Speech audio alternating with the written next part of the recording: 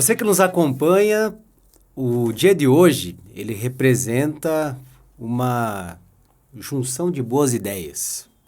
Nós estamos começando aqui o projeto Imparáveis, um espaço onde a gente vai poder conversar e contar histórias sobre pessoas que, nesse processo da atividade física, mais propriamente na corrida, você tem alguns exemplos que é de rendimento, sim, mas você tem outras histórias de pessoas que são imparáveis na busca aí da superação de algumas situações que são pessoais, outras relacionadas à sua saúde.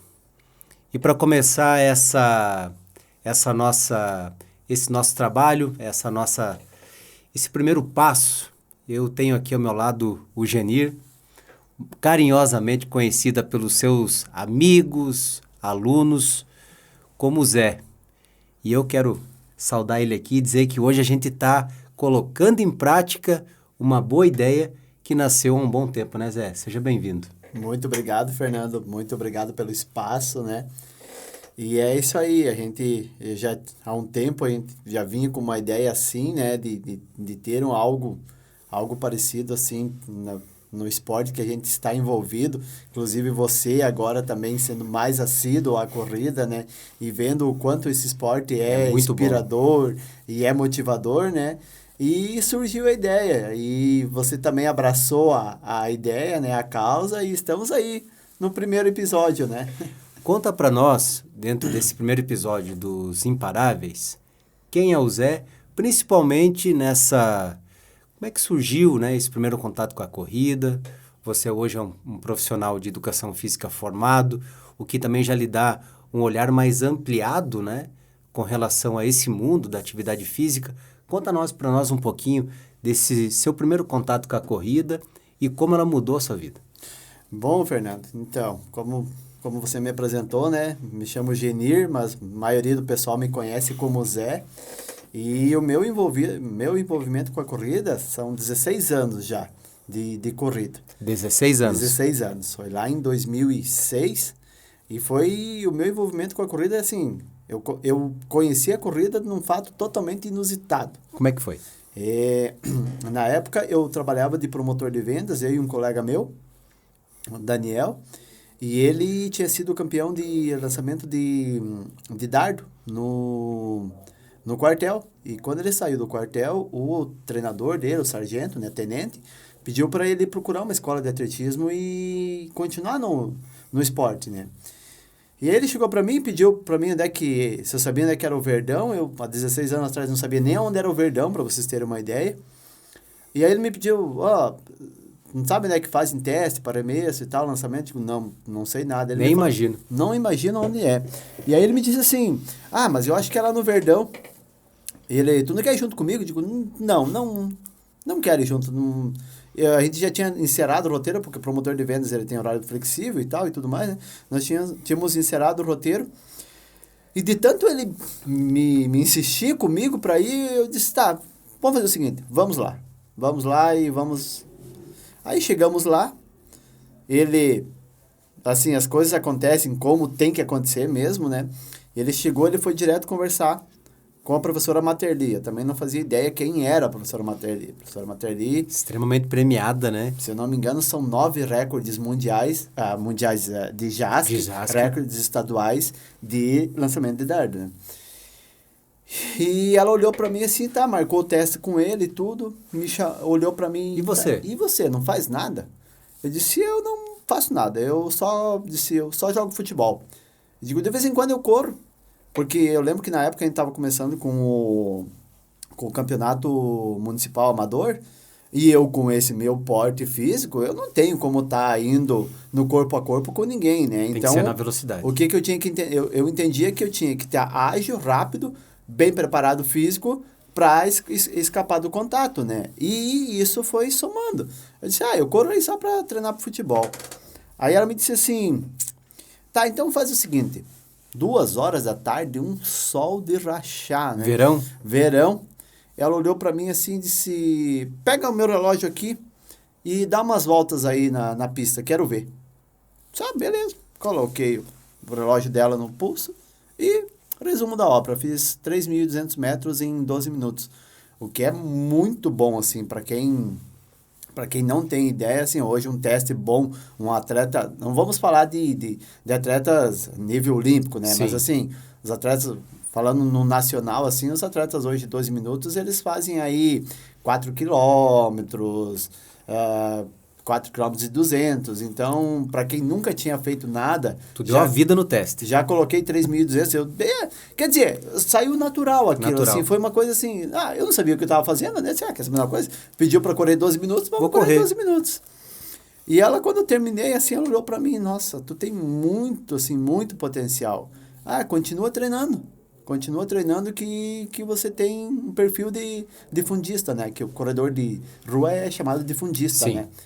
E daí eu continuei fazendo as mesmas coisas, porque eu estava me preparando para o futebol, né? Para o campeonato. E na primeira corrida, eu lembro que foi uma corrida lá na IFAP, foi uns 2 meses depois que eu tinha conversado com ela, né? 5 quilômetros.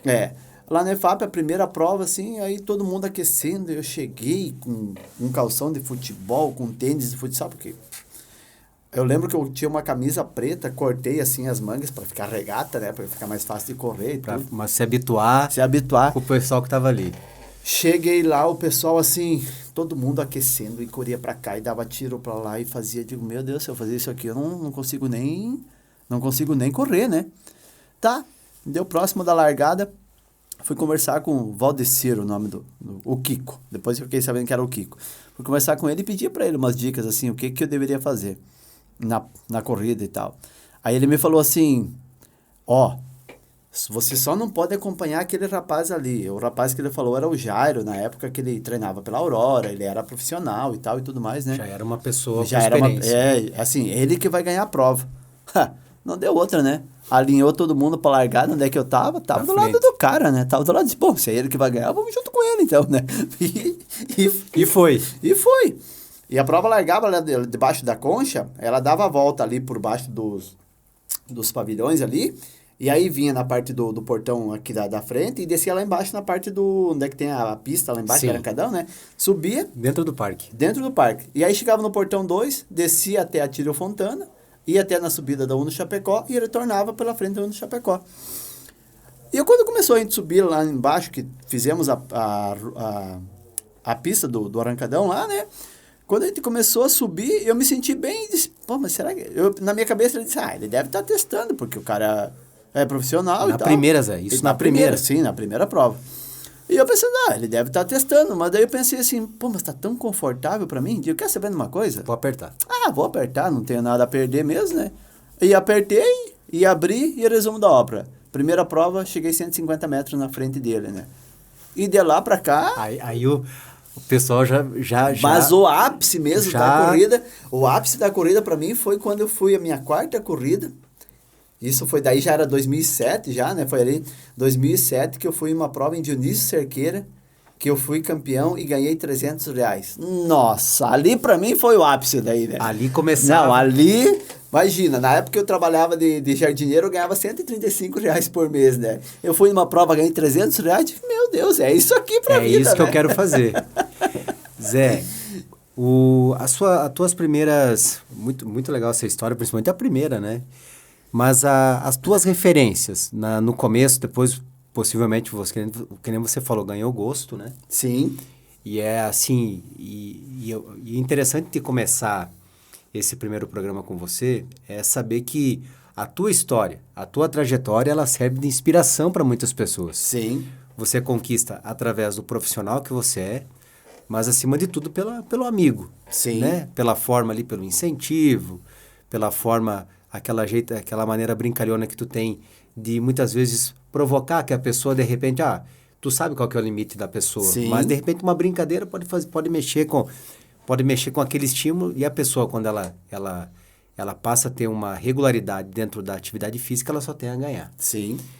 Mas as tuas primeiras inspirações, depois que você teve o primeiro contato aí já com o pódio, primeiro contato com uma premiação em dinheiro, você tinha alguns nomes assim que hoje quando a gente conversa assim, você tem algumas referências inclusive de atletas de ponta a nível mundial. Mas naquele momento que você estava começando, quem que era, de repente, a tua referência, assim, a nível mundial na questão da corrida? Eu sempre tive como referência entre os brasileiros, porque assim, eu sempre fui envolvido com o esporte. Então, assim, eu não era totalmente leigo com nomes, né? Eu sabia, por exemplo, o Ronaldo da Costa, que foi o primeiro homem a correr uma maratona abaixo de 3 minutos por quilômetros. Então, eu sempre meio que transitei nas modalidades esportivas, né? Então, eu tinha meio que, assim, um conhecimento. Mas, para mim, na época, assim, os exemplos eram quem estava no ápice na época, né? Quando eu comecei, que foi lá em 2006, já são 16 anos, para mim, os caras que estavam, assim, no ápice foi o Marilson dos Santos, o Frank Caldeira. Frank Caldeira, que inclusive na minha estreia na São Silvestre foi ele que ganhou a prova. Então, para mim, aquilo foi fantástico, assim. Pô, eu tô na prova que o Frank Caldeira ganhou a prova, né? Tô na mesma pista que ele. Na mesma pista que ele. E para mim, eu tenho como referência africano, eu tenho o Haile Gebrselassie, que é o etíope, né? Que também foi o primeiro homem a quebrar a barreira da maratona de 2h04, né? Ele correu para 2h03h58, isso em 2008, em Berlim. O que é muita coisa para quem acaba seguindo, né, essas marcas. Sim, aí que são mundiais, né? Sim, e foi engraçado que, para mim, eu tenho ele como exemplo porque ele tem 1,59 m, tem a mesma altura que eu, a gente pesa praticamente a mesma coisa, e ele são 23 recordes mundiais que ele quebrou, desde o cross-country até a pista. E tem uma história engraçada com ele também, porque em 2018 eu fui para a Etiópia, e ele estava no evento. Você foi para a Etiópia? Tem muita coisa para a gente conversar aqui. E em 2018 eu entreguei uma camisa para ele. Na época ainda era passo a passo, que nós estávamos na passo a passo. E eu entreguei uma camisa para ele. Consegui chegar e entregar a camisa para ele, né? Então, para mim... Tu esteve no local de treinamento dele? Eu estive no local de treinamento dele. Eu treinei nos locais que ele treinava. Zé, como é que você conseguiu... quando a gente conversa informalmente aí, nos grupos que a gente participa em conjunto, a gente já visualiza, né, até nas brincadeiras do Giovanni Martinello, ele fala que em muitas competições em Florianópolis você chegava ali, que ele até brincava de novo você. Mas como é que você faz para conciliar a tua profissão de promotor de eventos com uma rotina que ela exige treinamento, ela exige organização para você conseguir fazer um programa, né, de logística, porque às vezes tu amanhece aqui em Chapecó e de repente a gente vê você participando de uma prova no sul do estado. Outras provas no interior de São Paulo.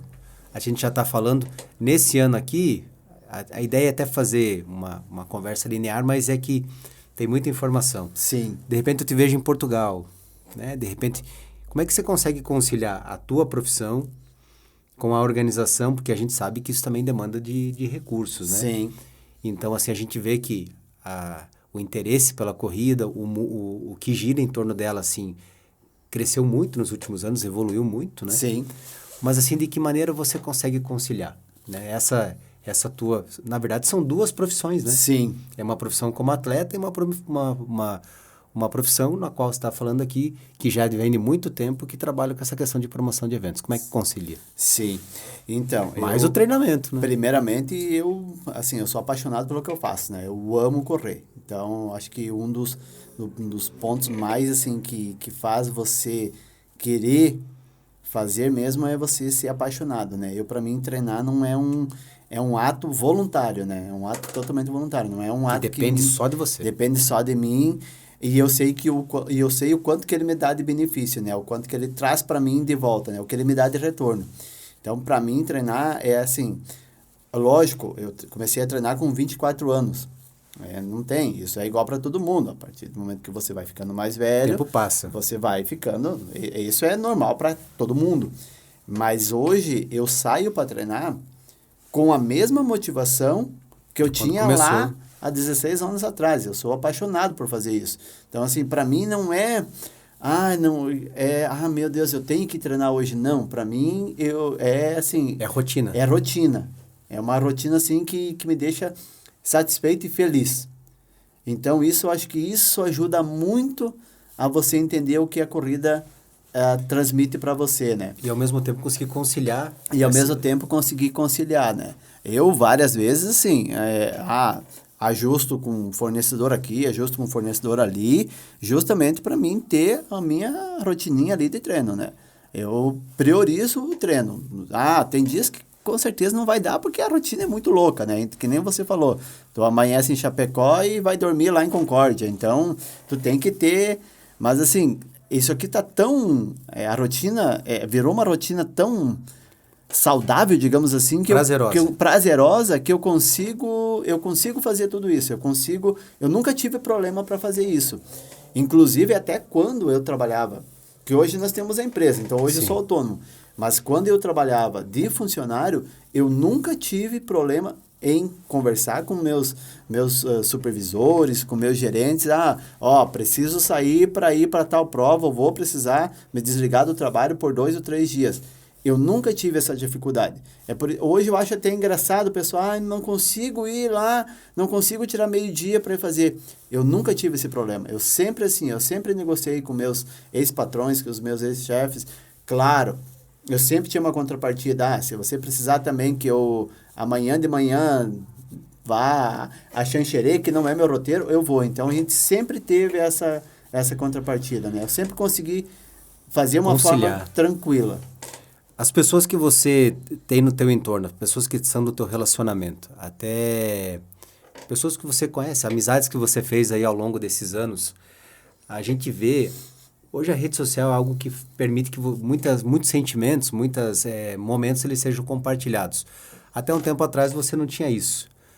Mas a gente vê nas pessoas, quando começam e quando a chave vira, primeiramente o começo ele é bem desgastante, né? Porque Sim. Você sai de uma zona de conforto, que você sai do trabalho e senta no sofá, né? Ou que você tem, de repente, uma rotina que ela não é a da atividade física, mas a gente vê que a corrida, quando a pessoa vira a chave, a pessoa experimenta e começa a ter os benefícios através da corrida, a gente vê que a pessoa desenvolve um sentimento. Sim. E quando você conversa com as pessoas, esse sentimento, principalmente agora com o advento do YouTube, né? Onde você tem muitos compartilhamentos de programas, enfim... Como é que você acha que o amor pela corrida, esse sentimento pela corrida, esse prazer que as pessoas, até mesmo quem não é um atleta de rendimento, sim, mas que é a pessoa que coloca lá o seu tênis, o seu calção, a sua camisa, faz lá um programa de treinamento, aonde que está a sintonia, o início desse sentimento, desse amor, desse prazer da pessoa a passar a ter uma afinidade pela corrida e colocar esse sentimento na rotina dela.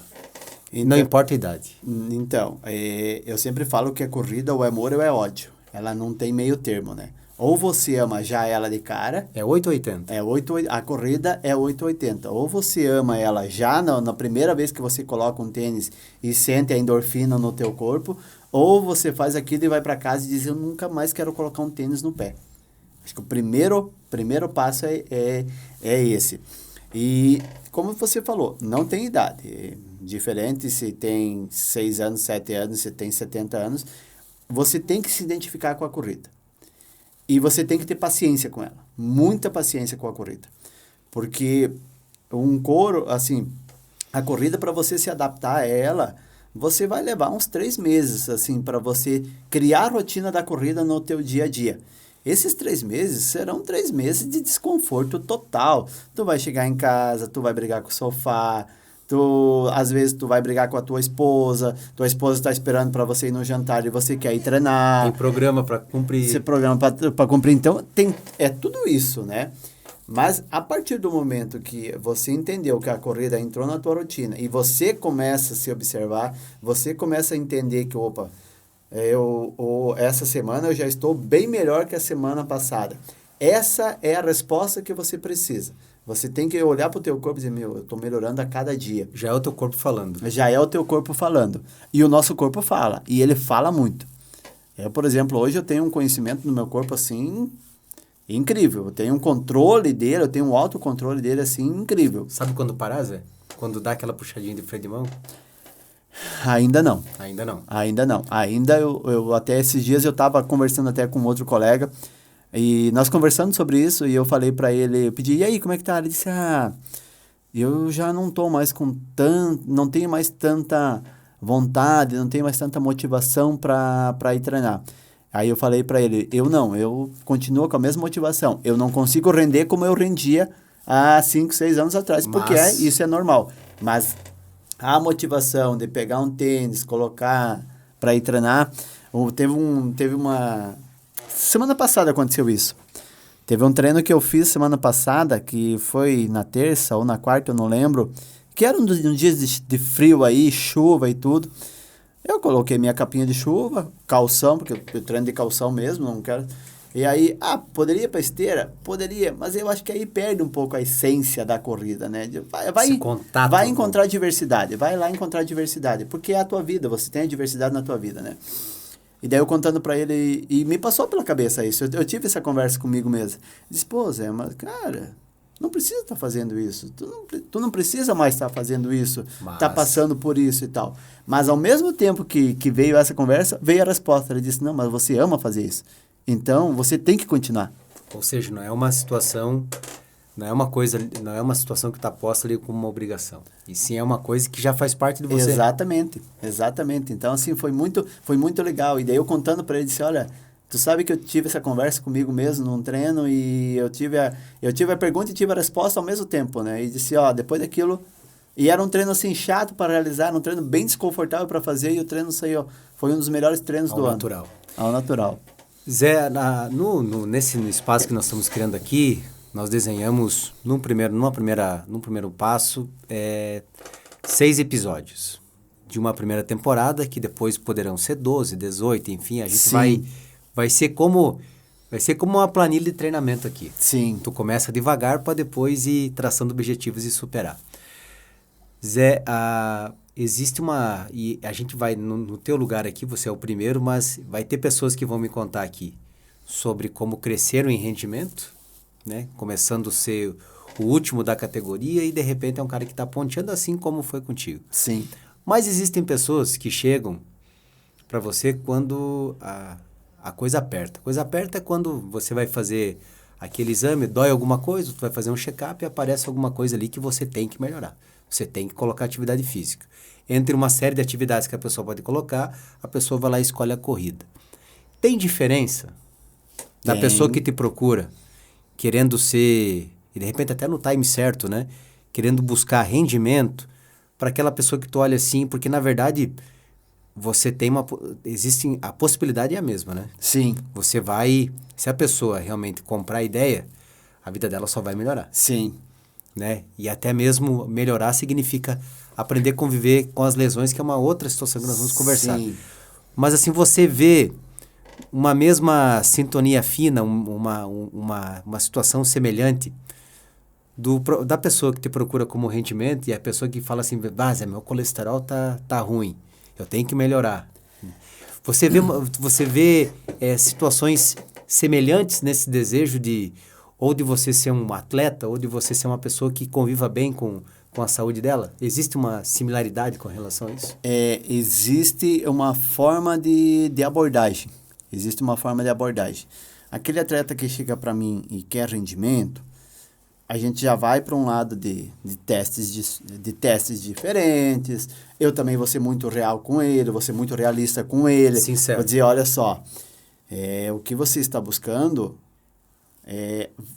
talvez não esteja ao teu alcance nem agora e talvez não vai alcançar. Então, eu sou muito sincero quanto a isso. Mas também vou falar para ele, não, se tem condições, e o que eu falo, se eu estou falando que dá. Então, eu quero que você acredite também. Se não dá, não dá. Se não dá, não dá. Se dá, pode confiar que a gente vai chegar no resultado. Assim como tem aquele que é a maioria, que hoje chega para mim, que quer qualidade de vida. Mas quando ele me fala de qualidade de vida, eu faço a pergunta para ele, tá, mas o que é a qualidade de vida para você? Me fala. Aí, às vezes, as pessoas não conseguem responder. Porque é uma palavra meio muito subjetiva, né? Exatamente. Então, eu falo para ele, para mim poder entender o que você quer. Para mim, qualidade de vida é o quê? É você estar melhorando a cada dia. Indiferente se for performance, eu quero ver você bem e eu quero ver você se desafiando todo dia. Se você conseguir me entregar isso, para mim, isso já está ótimo, tá? Perfeito. Agora, se você não consegue entender e fazer isso, aí talvez a gente tenha que procurar outro método e talvez eu não consiga nem te ajudar.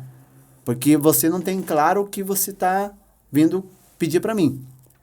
E aí, é uma conversa assim, você tem que ser muito baseado pela sensível. Sensível e franco. Sensível e franco. Você tem que ter o feeling com a pessoa que está vindo conversar contigo. Porque às vezes, assim, a pessoa está vindo conversar contigo, ela está passando por um momento de depressão.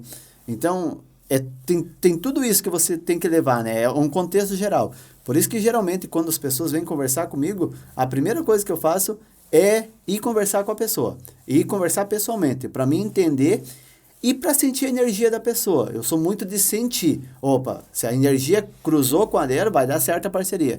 Se não cruzou, eu já vou dizer, eu acho que não vai dar certo essa nossa energia. Não está cruzando. E até o momento, por incrível que pareça, 100%. Eu nunca errei. Sempre 100%.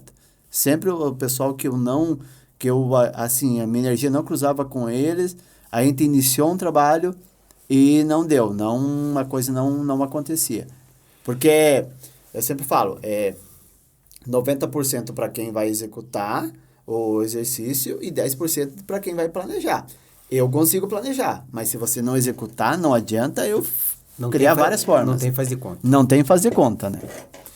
Zé, entra um outro momento que é a decisão de, né, você começa uma trajetória, você consegue se perceber como atleta, tem referências, compete, né, tem programa de treinamento, mas existe um momento que você toma uma decisão que, no caso, foi uma decisão sábia, que é quando você busca um amparo no ensino superior, né, para você poder, inclusive, evoluir como profissional, como pessoa, Sim. mas muitas vezes ter mais elementos para poder estar compartilhando com as pessoas. Como é que foi a decisão da educação física na tua vida? Eu, assim, quando Daqui a pouco tu podia pensar uma outra área, sim, né? quando eu trabalhei o meu segundo, eu sempre fui muito bem...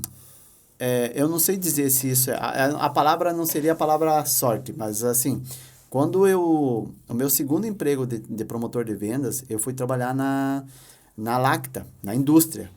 Era promotor de vendas, mas era direto à indústria. E na época, você só poderia ser promotor de vendas se você estivesse cursando um curso superior. E na época eu procurei um curso de administração. Eu sou formado em administração também e agora eu sou formado em educação física. É uma segunda Graduação. Na época, a administração me colocou dentro de uma multinacional, depois me levou para uma Aurora, para trabalhar no departamento de logística da Aurora. E quando eu comecei a correr, eu sempre tive muito claro, na minha cabeça eu sempre tive muito, muito claro isso, que eu iria atuar na área de esporte. Para mim, sempre foi claro. Mas... Era uma meta. Mas, por caminhos do destino, a coisa meio que foi saindo da rota, digamos, dos trilhos, como eu imaginava que era. E depois foi acontecendo naturalmente. Então, eu fui me envolvendo com a corrida, eu fui começando a estudar, eu fui começando a ler sobre corrida, até mesmo para mim me aplicar, porque eu conversava muito com o professor Ademar Kamler, que foi ex-atleta olímpico de Barcelona 92, né? A gente treinou por 10 anos junto, ele me orientou por 10 anos, e eu sempre fui muito de buscar informações. E como eu sempre fui um cara muito acessível também, eu sempre procurei, assim, ajudar quem estava começando, porque eu quero que a corrida se difunda cada vez mais. E eu sempre procurei ajudar muita gente. Não, faz isso, faz aquilo. E de uma forma natural. Só que daí foi um ponto que quando na época, a gente começou a assessoria da Passo a Passo, bom, agora é o momento que eu tenho que buscar uma graduação, né? Tenho que buscar uma graduação porque eu quero trabalhar com isso aqui. É isso aqui que eu quero que eu quero fazer, né? Essa é a minha meta de vida. Essa é a minha meta de vida, né? Então, é isso aqui que eu quero fazer. E aí eu entrei para graduação. Eu lembro que na época, bom, a faculdade de Educação Física, o bacharelado é 4 anos. Eu levei 7 anos, porque no início eu tinha que conciliar treinos, viagens, trabalho, o né? trabalho, e eu trabalhava com assessoria também, então eram aulas presenciais, era terça e quinta, era aula presencial. Eu fazia uma disciplina por semestre, para vocês terem uma ideia no início. Mas a coisa foi se encaixando. As coisas foram se encaixando. Em 2021, você se formou. Em 2021 me formei. A sensação é aquela de você realizar um objetivo na vida. Sim. Assim, e os ensinamentos são importantes na tua rotina de dia a dia? Sim, sim. Muito, muito. Uma situação que eu acho que é bem interessante, e até para quem principalmente para quem é atleta de rendimento, tem que conviver com uma situação, mas eu vejo muitas vezes num contato com pessoas que não são, um sentimento bem grande de frustração, que não é o fato de você, de repente, não atingir os objetivos. É uma lesão no meio do caminho. Sim. Aí, não é uma questão apenas de disciplina, mas é uma questão que você tem de psicológico, né? É um fator emocional psicológico, porque ele pode se atrapalhar muito num processo de recuperação.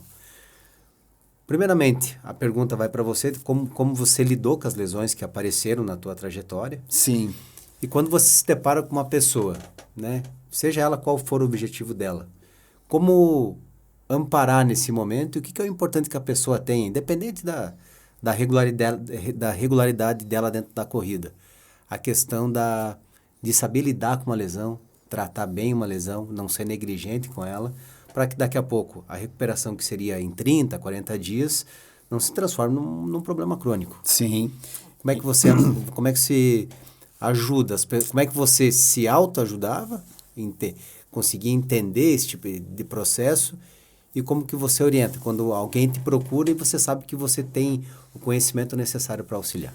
Então, eu falo com propriedade isso porque eu tive uma lesão de panturrilha em 2016, metade de 2016, e eu fiquei praticamente 2 anos lidando com essa lesão, por negligência. E ali massageava um pouquinho, fazia uma sessão de fisioterapia, tá tudo certo, não tá com dor, vai pro treino. E isso foi indo. Se tornando como crônico daí. E se tornou crônico mesmo. Até o momento que, quando surgiu essa ideia de ir para a Etiópia, que teve essa oportunidade, eu já queria há muito tempo ir para lá, né? Eu disse, bom, peraí, agora eu tô indo para lá, eu tô tendo a oportunidade de ir para lá.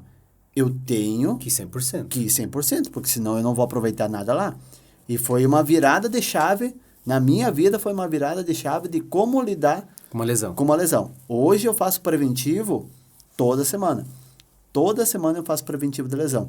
Lógico que nesse meio tempo também teve a faculdade, o contexto era muito carregado de informações para você conseguir lidar só com a lesão ali, né? Mas o que me fez virar de chave, assim, foi a viagem para lá, que eu tinha que estar bem. E depois dessa virada, eu entendi que não, espera aí, hoje eu já estou mais velho e eu tenho que cuidar da máquina, eu tenho que cuidar do meu corpo. E eu consegui, hoje eu trabalho com muito preventivo, hoje eu não faço nenhum tratamento de estar curando lesão, é sempre preventivo. E eu já estou conseguindo sempre, eu estou antecipando sempre a lesão, né? E estou muito feliz com isso, estou muito feliz. E isso eu falo muito para os meus alunos, porque, lógico, isso também envolve o lado financeiro, não tem como, não é fácil você manter uma questão de, eu vou fazer uma liberação miofascial, eu vou fazer um recovery toda semana. Eu sei que isso custa. Mas eu sei que custa muito mais lá no psicológico e na frustração de você ficar sem treinar. É muito mais dolorido isso do que você, de repente, deixar de comer uma pizza, de tomar uns 2 chopp no bar. Porque a atividade física é o que te acompanha até o resto da vida, né? Eu sempre falo, o teu corpo é a tua casa. Você vai levar ele até o final da vida. Se você não cuidar dele agora, lá no final ele não vai te dar nada, né? É que nem se você deixar a casa descoberta, no final ela vai chover e vai molhar, né? Então, eu sempre tento, quem vem conversar comigo, eu sempre tento primeiro vai para o preventivo. Não vamos chegar ao ponto de ir do extremo de você ter que tratar. Aí, infelizmente, assim, falando de alunos, não adianta. Tem alunos que tu tem que deixar que, infelizmente, ir ao extremo para ele entender que, opa, puta, ele falou tudo isso aqui... Eu tenho um limite. E aconteceu. Então, por que eu não fiz, né? E tem alunos que não. Tem alunos que eles entendem. Não, é isso que você quer que eu faça? É, então eu vou fazer. Então, é muito assim... Mas é difícil, assim. Eu gosto de conversar com os alunos na questão de lesões e tal e tudo mais para eles entenderem. Alguns entendem da forma correta que o preventivo é o perfeito, e outros, infelizmente, não entendem. Ou é no amor ou é na dor, né? Ou é no amor ou é na dor, né? Eu sempre tento fazer que seja no amor, né? Mas se quiser fazer na dor, eu disse, vamos lá então, né? É no recado que o Zé quer dizer é o seguinte, vocês que são, né, tem algum contato, me ouçam. Me ouçam no momento de estar executando. Exatamente, me ouçam agora para não chorar depois, para não né? chorar depois. Zé, tu tá abrindo esse momento aqui, essa primeira temporada dos Imparáveis, e ao mesmo tempo o primeiro e o último capítulo dessa primeira fase vai ser contigo. Então é a primeira parte de uma entrevista, depois a gente vai tá pegando todos esses elementos aqui e colocando, de repente construindo de que maneira a gente vai fechando essa primeira temporada e tudo que eu for captando das pessoas que passarem por aqui, a gente vai estar depois trocando uma ideia. Mas tem duas situações que eu não posso encerrar aqui sem ouvir de você. Primeiramente, acho que já a ideia é não esgotar tudo aqui. O negócio é deixar um quero mais. Mas tem duas situações que eu vejo assim que quando você começa a correr, você se enxerga, né? Uma é a São Silvestre, uma é a primeira corrida. Sim. Seja onde for. Mas a São Silvestre é uma prova, ela é glamurosa, né? Ela é uma prova de 15 quilômetros, né? De 15 quilômetros. 15 quilômetros. Uhum. E a outra que você vê, mais recentemente aí, o Danielzinho é um dos principais nomes hoje dos maratonistas brasileiros. Sim. Ele evoluiu muito a partir do momento de um treinamento, um ano de treinamento na África. No Quênia. Uhum. No Quênia. E você falou de uma experiência que você teve fora do Brasil, num berço de grandes atletas, altamente competitivos e donos das melhores marcas aí. Sim. Ou seja, eles estão na prova, é sinal de que é uma briga boa. Quênia, Etiópia, enfim. Você já vê que o nível da prova é outro, alto, né? Até conversava com um amigo que trabalha na organização de eventos. Muitas vezes se evita que esses atletas participem de algumas provas no Brasil porque você desestimula o atleta outros nacional a participar. Uhum. Primeiramente, para a gente encerrar, a gente precisa falar disso. A sensação de estar numa São Silvestre. Eu penso assim, eu acho que é um complemento de uma fase de uma aspiração que você tinha, né? Sim. A São Silvestre, você só é corredor, quem está começando, como você que está dando os primeiros passos, digamos assim, né, Fernando? Você só é considerado um corredor no popular quando você faz uma São Silvestre. Depois que você faz uma São Silvestre, você já correu a São Silvestre? Já. E é isso aí. É assim, você só é corredor depois que você tem a medalha da São Silvestre. Aí você é considerado um corredor. É uma energia assim, não tem como descrever, né? É só você estando lá mesmo para fazer, né?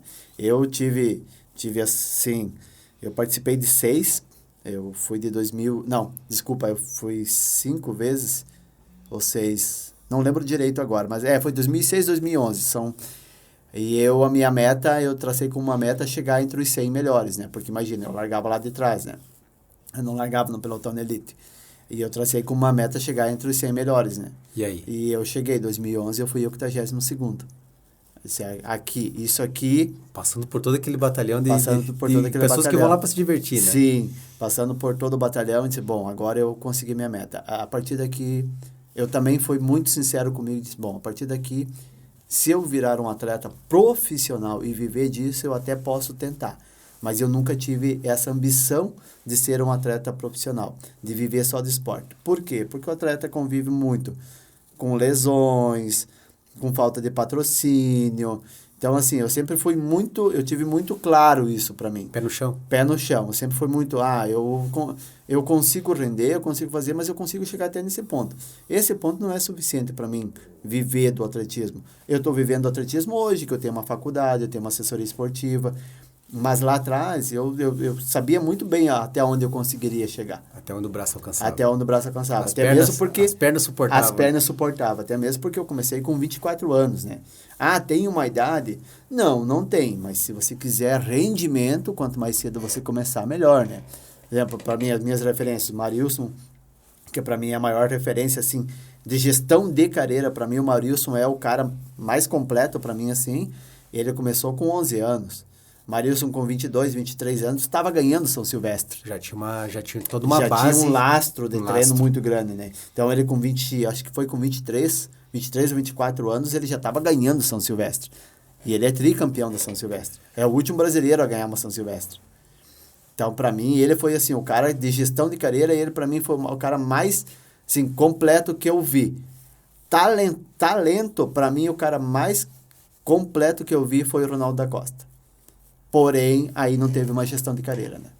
Que é extremamente necessário para saber onde quer chegar. Muito. Para a gente encerrar aqui, tu vai falar de uma experiência que, assim, ó, para a gente que pesquisa e vê, como curioso, né? Sim. Como interessado de uma atividade física que a gente pratica. Ir para a África, ir para um berço onde, né, que é no caso da Etiópia, né? Cercado de um contraste muito grande. A gente tem uma leitura, né? Sabe das dificuldades que o continente africano enfrenta, Sim. De desigualdades, né? Muitas vezes de guerra civil, né? Que acaba atrapalhando, inclusive, o desenvolvimento de alguns países que teriam condições de terem um IDH melhor e diferente, né? De muita coisa que a gente vê. Mas, ao mesmo tempo, é um local onde você tem as principais referências, né? No esporte que você começou aqui, na EFAP, e de repente se depara com a oportunidade. O que você respira na África que faz esses atletas diferentes, que faz com que eles sejam, né, estejam num outro patamar aí de competição?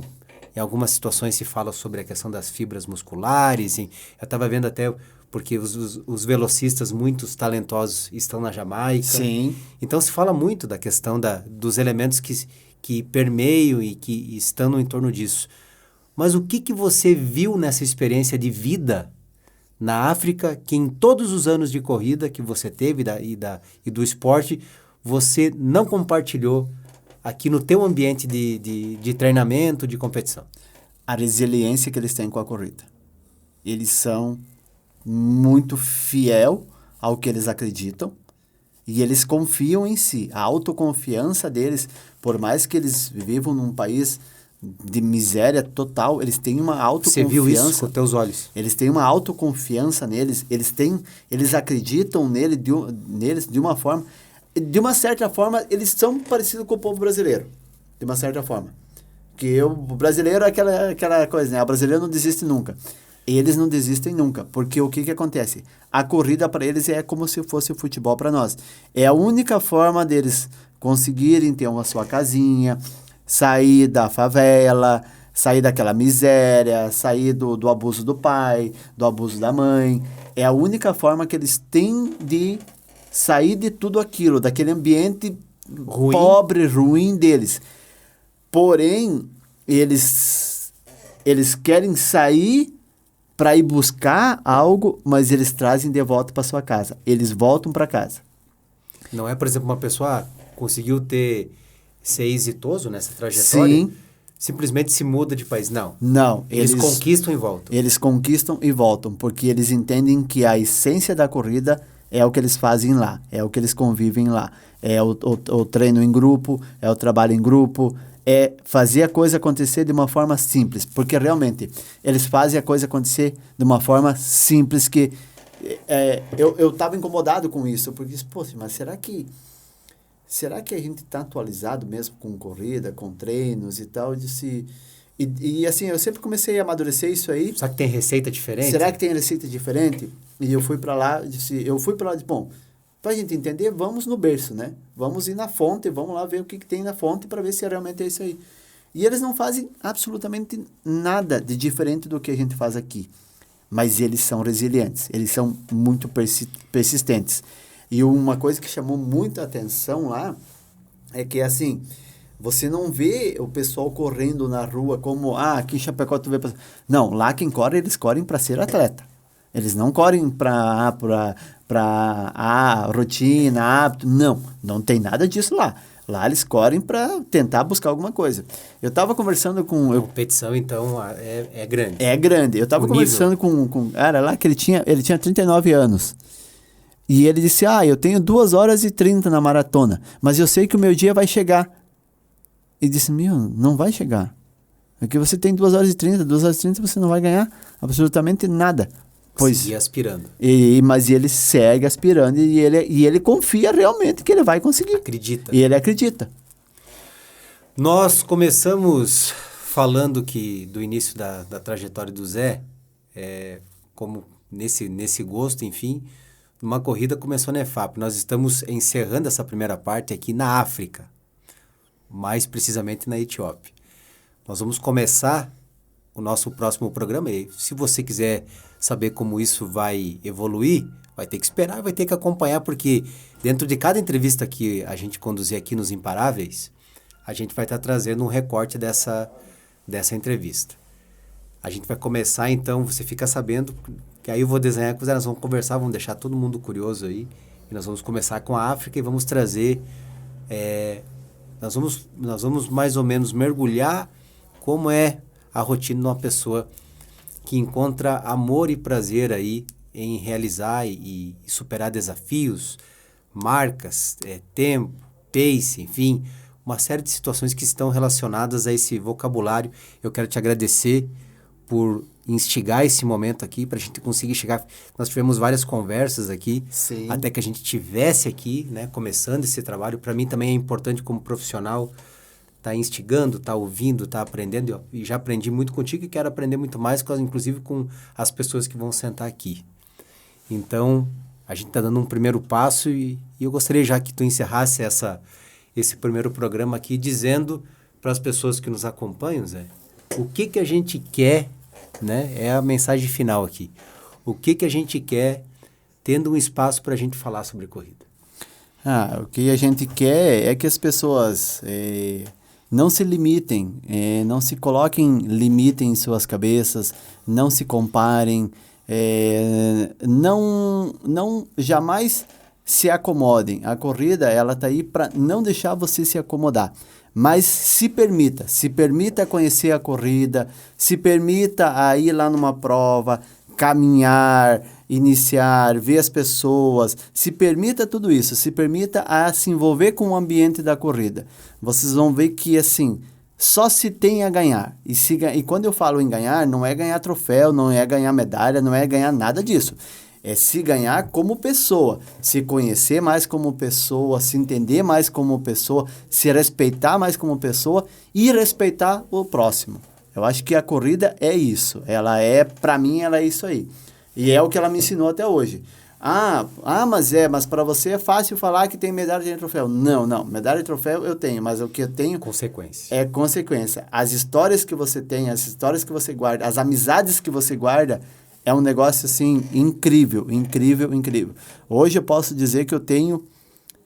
Olha, eu posso dizer que se realmente eu precisar, eu tenho amigos em todos os cantos do Brasil. Assim... precisei ficar em algum lugar, pode ter certeza que eu vou ter um contato, que eu vou... fulano, tô indo para aí, consegue me ajudar? Consigo. Então, eu acho que o lado bom da corrida é isso. É você ter repertório de amizades, é você não se fechar dentro de uma sala de estúdio, né? E é você ter a mente aberta. E a corrida te dá muito isso. Não se limite a correr por uma medalha ou por um troféu. Claro, isso é importante para você evoluir no teu dia a dia, estimular, mas jamais se limite a isso. A corrida é muito, muito, muito mais que isso. Falamos com o nosso querido Genir, nosso Zé. Em breve a gente volta aí com mais informação, com o segundo capítulo. Quer saber mais? Quer saber quem vai estar sentado nessa cadeira aqui? Vai ter que esperar. Um abraço, é o primeiro episódio dos Imparáveis. A gente vai compartilhar muita história bonita de vida aqui para você que tem no coração, tem um amor especial pela corrida. Até o próximo episódio.